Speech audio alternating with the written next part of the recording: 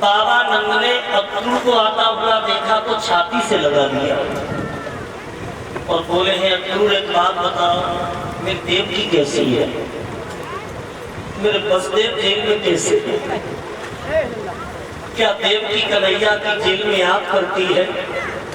क्या कंस देवकी को सताता है? अक्रूर की आंखों से आंसू चलने लगे, कहने लगे भैया मैं एक दिन भेष बदल करके देवकी से मिलने गया था तो देवकी कृष्ण की याद करके रो रही थी और कंस देवकी को बहुत सता रहा है जेल में।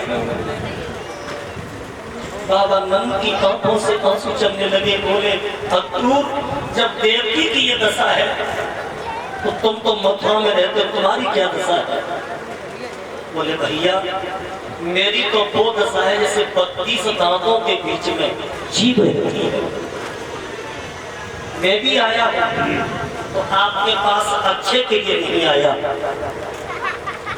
सेवते रस गो राजा कंस ने अरे मेला लगवायो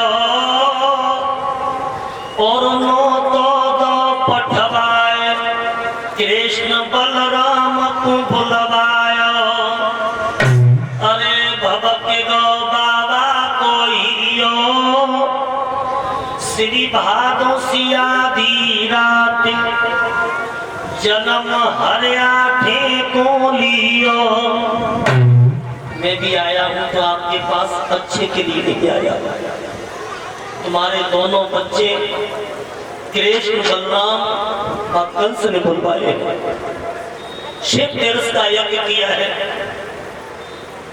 बाबा नंद हाथ जोड़ के बोले अक्रूर मेरी सारी धन दौलत ले जा, मेरी सारी धन दौलत जाकर के कंस को दे देगा, लेकिन मेरे जीवन धन को मत ले जा। अगर मेरे कन्हैया को मालूम पड़ गया तो मेरा कन्हैया मथुरा चला जाएगा और मैं बिना कन्हैया के वृंदावन में जिंदा नहीं रह सकता। ये बात तो मैंने से कही सो कही, लेकिन मेरे बेटों से नहीं कहता। मैं तुम्हारे हाथ जोड़ती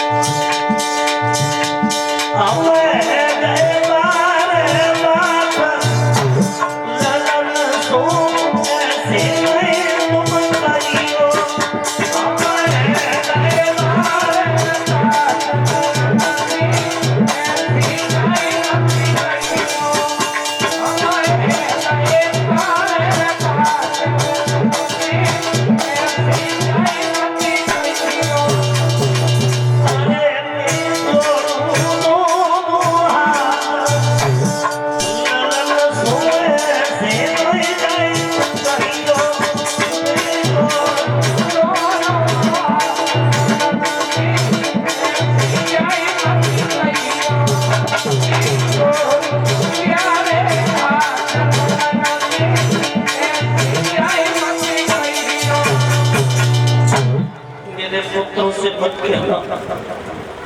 कन्हैया समझ गए, तन की जाने मन की जाने, जाने चित्त की चोरी, और उन प्रभु के काज को जिनके हाथ में जग की डोरी। भगवान समझ गए कि मामा का भी उद्धार होना है। तो कन्हैया मैया यशोदा के आंगन में पहुंचे, कहने लगे माँ, चाचा अक्रूर मथुरा से रथ को लेकर के आए हैं और मामा ने बहुत विशाल यज्ञ किया है सिद्धि रस का। मैया मुझे मथुरा में भेज दो। यशोदा को ऐसा लगा कि किसी ने कोपड़े पे बम फोड़ दिया हो। कहने लगी लाला, मैं तुझे मथुरा में नहीं भेजूंगी। फिर मामा कंस ने तुझे मारने के लिए हजारों उपाय किए, लेकिन हमारे कुल देवताओं की कृपा हो गई, तुम बच गए। कन्हैया बोले मैया, अगर हम मामा के पास नहीं जाएंगे तो मामा नाराज हो जाएगा। मैया की आंखों से आंसू चलने लगे। तो भगवान कहते हैं माता रोना, कितने दुख तिन से हमारे हित, और सो से सके न शेष पुरारी। 7 जन्म धरे तो न मिले, हम 100 लड़का तुम सी महतारी। 7 जन्म तक मेरे जैसा पुत्र और तेरे जैसी माँ नहीं हो सकती। मैया बोली लाला, क्या तुझे माखन मिश्री की याद नहीं आएगी? क्या तुझे बूढ़ी मैया की याद नहीं आएगी? क्या तुझे गोपी ग्वालों की याद नहीं आएगी? भगवान बोले मैया, हम यज्ञ देखने के बाद लौट आएंगे। सो मैया समझ गई कि अब कन्हैया ना मानेगा। सो वस्त्र इकट्ठी करती जाती है, रखती जाती है, रोती जाती है। और तब तक दरवाजे पे दोनों रथ आ गए हैं। एक रथ है बाबा नंद का, एक रथ है अक्रूर का। तो भगवान आगे बढ़े हैं, मैया यशोदा दोनों पुत्रों को लेकर के दरवाजे पे आई है। कन्हैया ने मैया के जब पैर छुए हैं तो कई यशोदा रोए, ललन की भर खम्ती रोई। और प्यारे बिन घनश्याम हमारो जग में नहीं कोई। अरे लला मेरे तो बारे बारे, और इन डारोगे मरवाए। बोलिए अक्कू जी से, इन डारोगे मरवाए, आज बिन जान लई प्यारे। अरे रोई रही बछड़ा बिन गैया, और कहीं विशेष एक प्रभु भजन बिन जिडमा डोल नैया। छाती से लगा करके यशोदा रोई है। उसके बाद भगवान कन्हैया रथ में बैठे हैं, और जब रथ में बैठ करके प्रभु चले हैं तो पूरे नगर में ऐलान हो गया है कि कन्हैया आज जा रहे हैं। तो सब लोग आते हैं और सब लोग आकर के बोले हैं श्याम, आप हमें छोड़ करके जा रहे हो, हम तुम्हारे बिन कैसे रहेंगे। और कन्हैया की याद में लोग कौन कौन बोले बोले हैं, छोड़ चले सामरिया में कैसी, छोड़ चले सामरिया में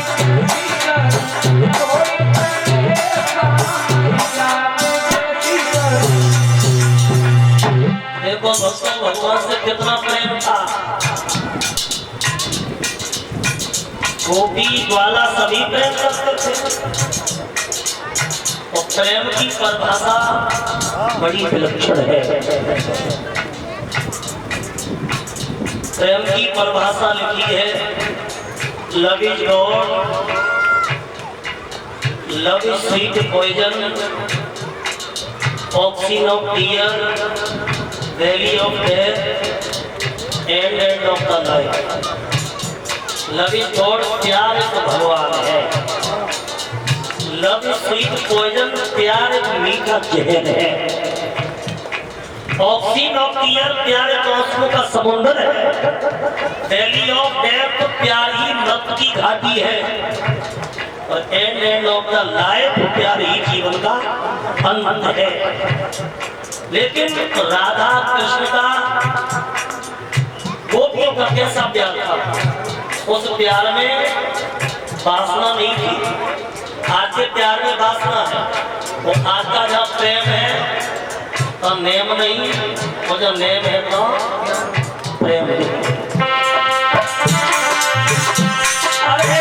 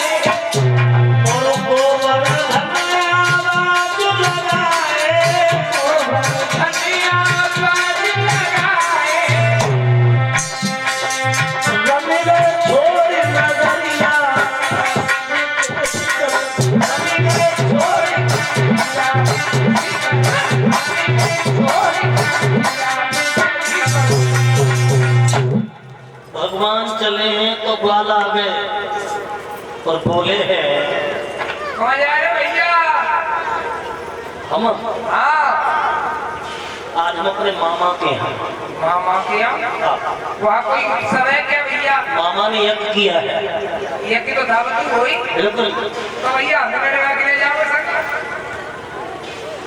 ऐसे कपड़े पहन के जाओ? नहीं भैया, कपड़े में कोई कमी का? कपड़े अच्छे नहीं। तो चलो ऐसा करेंगे, किसकी ट्रीट पे दे देंगे।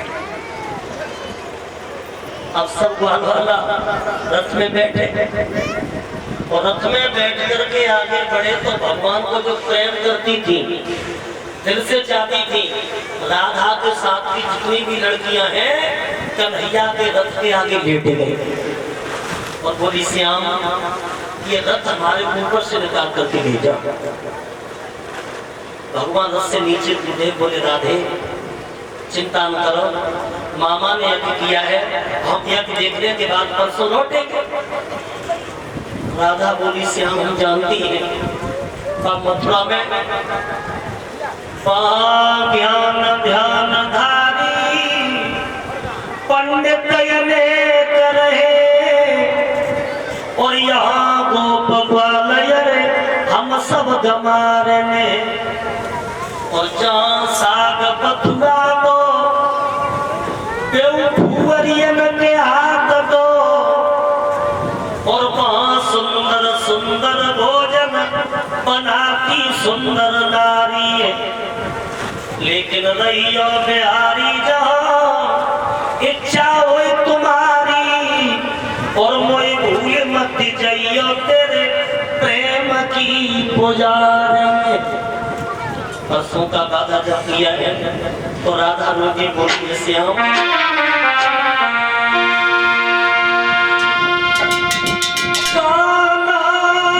से बोली राधा, और रथ के आगे गिर के और जल्दी आइयो मेरे प्यारे, और राधा के समझा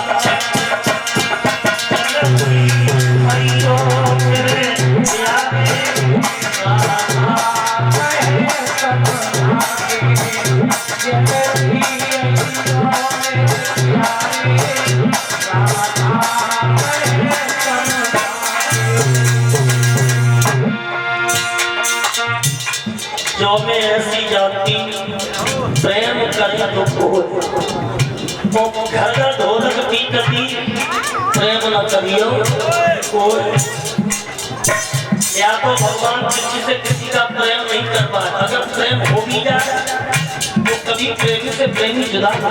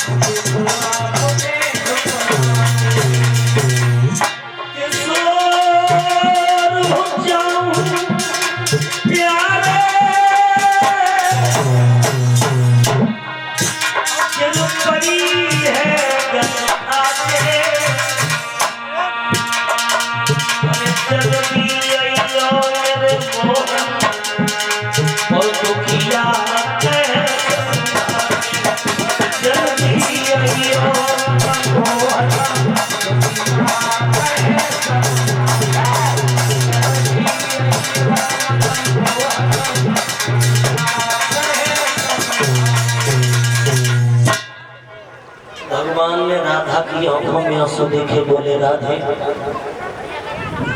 अब भी गोपाल कहता हूँ फिर भी गोपाल कहूँगा और जब तुम ध्यान लगा के टेरोगी तुम यमुना तक मिल जाओ। परसों का वादा करके भगवान चल दिए और जब तक कन्हैया रथ में बैठे तब तक राधा देखती रही। रथ आगे बढ़ा और दूर जब रथ की नाय दिखाई गई सो राधा रोई की बोली होरी पहना जो करिया कहूँगा उनकी नाय इन करियर से कोई प्यार मत करियो जितने ऊपर के काले हैं उतने टेटल के काले ये करिया कहूँगा उनके नाय। अब भगवान का रथ आगे बढ़ा है तो यमुना मैया मिली है तो कन्हैया बोले चाचा यमुना में स्नान करो। तो चाचा ने वस्त्र उतार करके और यमुना में डुबकी लगाई है तो कन्हैया जल के अंदर बैठे और डुबकी लगा के ऊपर देखो तो कन्हैया रथ पे बैठे तो फिर डुबकी लगाई तो कन्हैया जल में बैठे। क्रूर समझ गए कि आज कंस कन्हैया ना बनाए रहो अपने काल को बोला।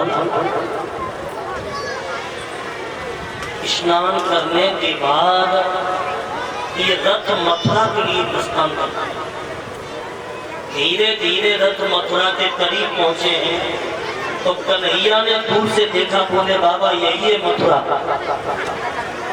सो रथ रोक दिए हैं कन्हैया ने मथुरा से थोड़ी दूर। तो कई बाबा आराम करो तो सब लोगों ने रथ रो करके आराम फरमाया है। तो कन्हैया नंद बाबा से बोले बाबा तुम्हारी आज्ञा हो जाए तो सबसे पहले मथुरा को देख लिया। बोले अकेले नहीं जाओ, अकेले नहीं जाओ, बड़ा नटखट है।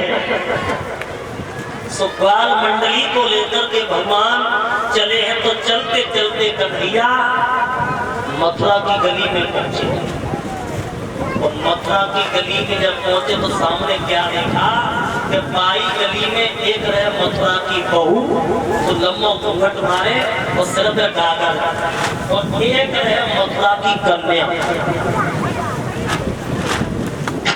तो मथुरा की कन्या से भगवान ने कठिनाई गई और जो मथुरा की बहू थी सो भगवान ने पैरों के घूंघट पकड़ के। देव बहुत सुंदर है, कन्हैया बहुत सुंदर है।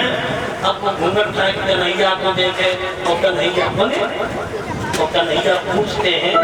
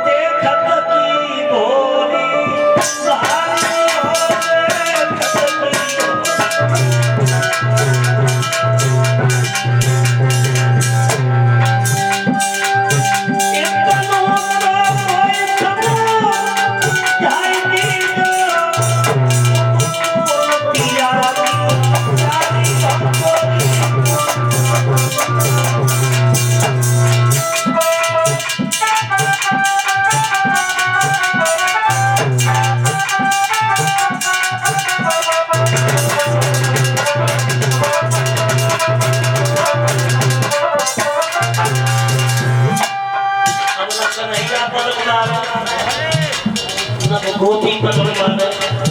जब काफी देर हो गई सुबह सोते आई, हाय हाय हम तेरे के चक्कर में खड़ी है तो हमारे घर वाले सब प्यार से बैठे होंगे। सुबह से एकदम दुपट्टा हटाओ और बोलिए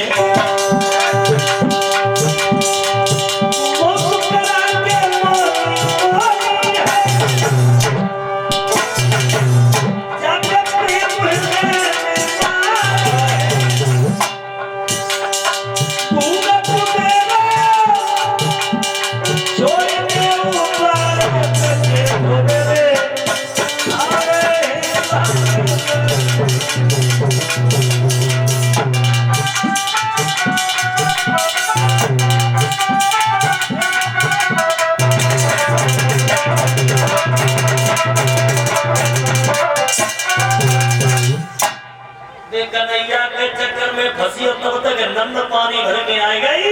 नंद बोली भौजी कितने बातें कर रही है, आज भैया आ जाते, आज भैया आ जाऊंगा गाली छड़वा। भाभी बोली नंद तुम्हें नहीं पता पीला पीका मन था कन्हैया गया, जो नीला नीला मन था वो बलराम थे। नंद बोली भाभी कन्हैया वो मथुरा में आए और तुमने दर्शन कर ले लेकिन हमें दर्शन ना करे। अब वो कन्हैया आगे बढ़े तो जब चले हैं तो सबसे पहले क्या देखा कि उसी मथुरा की गली में कंस का धोबी कपड़ों की पोटली सिर पर रखे और पौधा तीन नार गली में किलो चलवा तब कितने झूमे। सो भगवान ने जब धोबी को देखा तो बोले भैया धोबी हम मामा कंस के मेहमान हैं। मामा कंस के मेहमानों तो क्या तुम्हें सर पे बैठा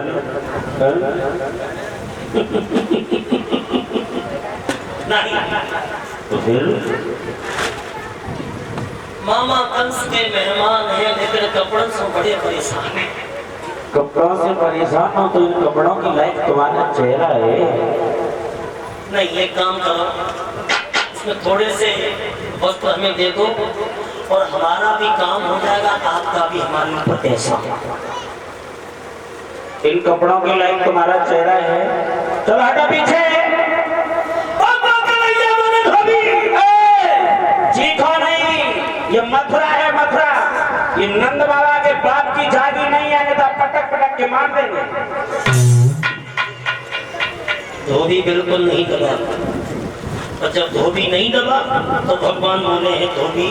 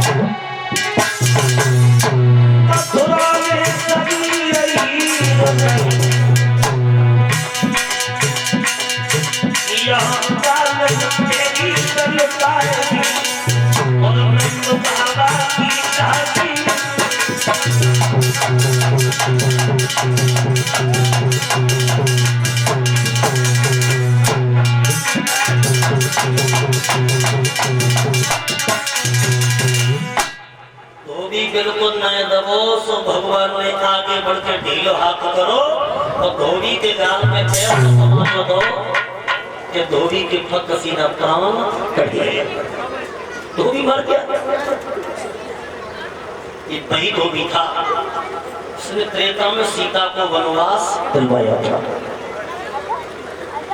अब धोबी मरो सो ग्वालन ने पकड़िया धोबी कपड़ा पहने। वो कपड़ा कैसे पहने? उल्टे सीधे पहने, सब कोई पैर पजामा पाइन में और बेघूसे ठाड़े पाइन में। और जाकेट के बटन लगाया जाता है आगे ना और